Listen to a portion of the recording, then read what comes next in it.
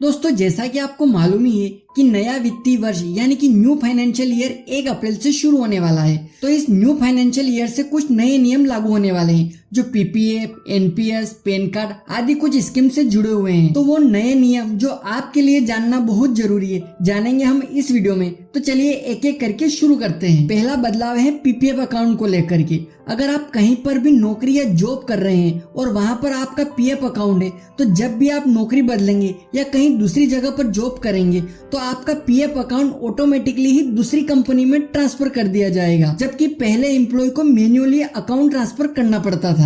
लेकिन अब ईपीएफओ यानी कि एम्प्लॉय प्रोविडेंट फंड ऑर्गेनाइजेशन ने इसे ऑटो मोड में डालकर नौकरी पेशा करने वाले लोगों को काफी राहत प्रदान की है। तो ये नियम 1 अप्रैल से लागू कर दिया जाएगा।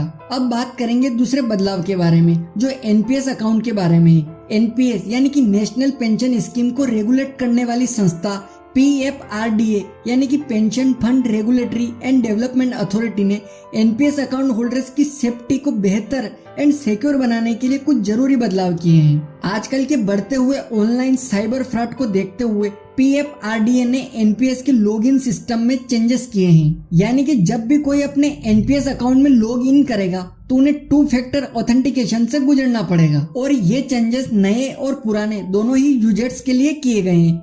एनपीएस अकाउंट होल्डर को पहले स्टेप में आधार वेरिफिकेशन करना होगा और दूसरे स्टेप में मोबाइल पर आए ओटीपी के साथ वेरिफिकेशन कंप्लीट करना होगा। यह प्रोसेस 1 अप्रैल से सभी एनपीएस अकाउंट होल्डर के लिए लाइव हो जाएगा।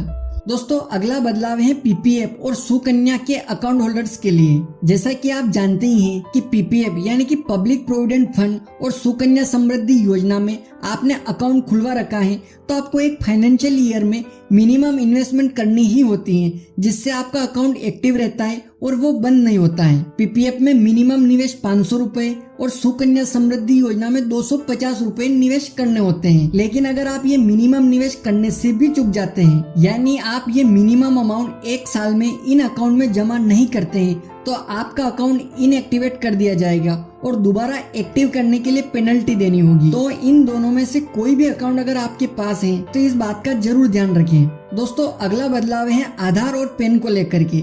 सरकार पिछले साल से ही आधार को पैन कार्ड से लिंक कराने को बोल रही है और इसकी डेडलाइन भी बढ़ाती जा रही है, लेकिन अभी भी कई सारे लोग ऐसे हैं जिन्होंने ये काम नहीं किया है। इस बार सरकार ने आधार को पैन कार्ड से लिंक कराने की डेडलाइन 31 मार्च रखी है, लेकिन अगर इस तारीख तक कोई ये काम नहीं कर पाएगा तो उसका पैन कार्ड इनएक्टिवेट कर दिया जाएगा और इसका परिणाम ये होगा कि वो व्यक्ति ना तो कोई बड़ी ट्रांजैक्शन कर पाएगा और ना ही कोई इन्वेस्टमेंट कर पाएगा। और वही 31 मार्च के बाद अगर आपको पैन कार्ड को एक्टिवेट करना है तो आपको 1000 रुपए की लेट फीस चुकानी पड़ेगी। दोस्तों अगला बदलाव जुड़ा हुआ है क्रेडिट कार्ड से।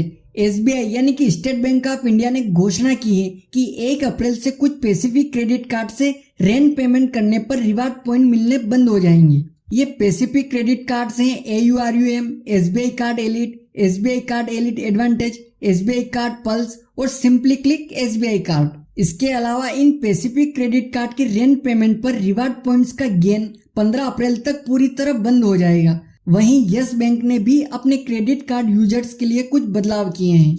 एक न्यूज के मुताबिक 1 अप्रैल से yes bank credit card holder जो एक कैलेंडर क्वार्टर में 10,000 या उससे अधिक स्पेंड करते हैं तो उन्हें कम्प्लीमेंट्री डोमेस्टिक लॉन्च एक्सेस दिया जाएगा। वहीं आईसीआईसीआई बैंक ने भी अपने क्रेडिट कार्ड के नियमों में कुछ बदलाव करने का सोचा है। 1 अप्रैल 2024 से एक तिमाही में 35,000 रुपए से अधिक खर्च करने पर ग्राहकों को कम्प्लीमेंट्री एयरपोर्ट लॉन्च एक्सेस मिलेगा। अब बात करेंगे पोस्ट ऑफिस की स्कीम्स में हुए बदलाव के बारे में। दोस्तों पोस्ट ऑफिस की सभी स्कीम में ब्याज दर हर क्वार्टर में बदली जाती है। पीपीएफ यानी कि पब्लिक प्रोविडेंट फंड, एमआईएस यानी कि monthly income scheme, Sukanya Samriddhi, senior citizen schemes, किसान विकास पत्र, एनएससी में अप्रैल, मई, जून क्वार्टर में अभी कोई बदलाव नहीं किया गया है। इसमें वही रेट्स रहेंगे जो जनवरी, फरवरी, मार्च क्वार्टर में थे। दोस्तों अगला बदलाव किया गया है फास्टैग को लेकर के। अगर अभी तक आपने कार के फास्टैग की बैंक से केवाईसी अपडेट नहीं करवाई है तो तुरंत ही इस काम को निपटा लीजिए और अपने फास्टैग की बैंक से केवाईसी कर लीजिए,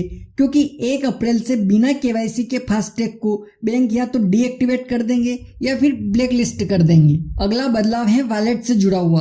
ओला मनी अपने वॉलेट के नियमों में 1 अप्रैल से बदलाव करने जा रहा है। कंपनी ने अपने ग्राहकों को एसएमएस भेजकर सूचना दी है कि छोटे पीपीआई यानी prepaid payment instrument wallet service की लिमिट को बढ़ाकर 10,000 करने जा रहा है। तो दोस्तों ये सभी बदलाव 1 अप्रैल से लागू हो जाएंगे, तो आप भी इनमें से जो भी पेंडिंग काम है वो आप निपटा लीजिए। इसके साथ मैं आपको ये भी बता दूं कि टैक्स बचाने के लिए इन्वेस्टमेंट भी 31 मार्च तक कर लेनी चाहिए। तो अगर आपने अभी तक टैक्स बचाने के लिए कोई इन्वेस्टमेंट नहीं किया है तो फिर आप जल्दी कर लीजिए। तो दोस्तों ये थे कुछ नए बदलाव जो आपको जानना बहुत जरूरी थे। तो दोस्तों ये थे कुछ नए बदलाव जो 1 अप्रैल से लागू होने वाले हैं, जो आपके लिए जानना बहुत जरूरी थे। दोस्तों ये वीडियो आप वीकेडी फिनोकेयर यूट्यूब चैनल पर देख रहे हैं। दोस्तों यदि अभी तक आपने वीकेडी फिनोकेयर यूट्यूब चैनल को सब्सक्राइब नहीं किया है तो सब्सक्राइब कर लीजिएगा, क्योंकि इस चैनल पर आपको इन्वेस्टमेंट रिलेटेड, जिसमें आपको mutual fund analysis, stock market analysis और इंश्योरेंस से जुड़ी जानकारी मिलेगी। तो दोस्तों मिलते हैं अगले वीडियो में किसी नए टॉपिक के साथ। तब तक के लिए जय हिंद, जय भारत।